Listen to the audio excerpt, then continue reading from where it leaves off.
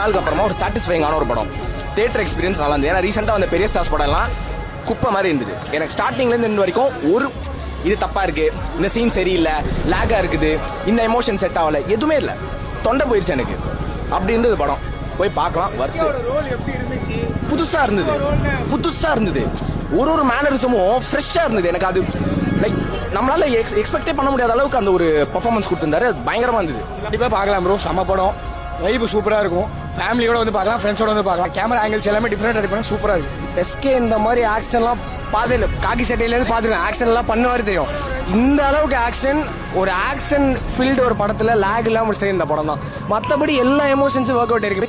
அந்த பிளாட் சரி, இன்டர்வல் சரி, செகண்ட் ஹாஃப் ஜென்ரலி எப்போ செகண்ட் ஹாஃப் நம்ம எக்ஸ்பெக்ட் பண்ணி கெஸ் பண்ணிடுவாங்க இல்லையா, அது இல்லாமல் சூப்பராக எடுத்துகிட்டு போயிருக்காங்க. எஸ்கே வந்து பயங்கரமாக இம்ப்ரூவ்மெண்ட் ஆயிருக்காப்புல. பயங்கரமாக நான் சொல்ல தேவையில்லை. அது அருமையான ஒரு நடிப்பு. அந்த ஒரு மிருகமாக நடிச்சிருக்க கடைசின்லாம் சூப்பராக பண்ணிருக்காரு. எந்த குறையும் சொல்ல முடியாது ப்ரோ. அவ்வளோ நல்லா இருக்கும். சிவகார்த்திகேயன் படம் எப்படியும் சூப்பராக இருக்கும் அப்படின்னு எக்ஸ்பெக்ட் பண்ணி தான் வந்தோம்.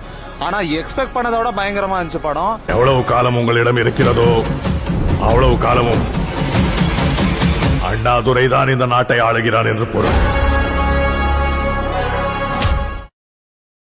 Download ShareChat.